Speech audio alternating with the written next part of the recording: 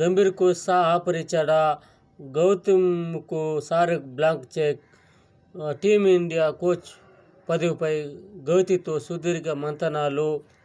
భారత జట్టు చీఫ్ కోచ్గా గౌతమ్ గంభీర్ వైపు బీసీసీ మొగ్గులు చూపుతున్నదని వార్తలు ఎక్కువగా వినిపిస్తున్నాయి. అయితే పలువురు విదేశీ కోచ్ బోర్డు ప్రతిపాదన తిరస్కరించడం వల్లే ద్రావిడ్ వారసుడిగా గౌతమ్ని ఎంపిక చేయాలని బీసీసీఐ భావిస్తున్నట్టు కూడా సమాచారం. కానీ మెంటర్గా కోల్కతాను ఐపీఎల్లో విజేతగా నిలిపిన గంభీర్ను ఆ టీం సహ యజమాని షారుఖ్ ఖాన్ వదిలే ప్రసక్తి లేదన్నట్టు తెలుస్తుంది.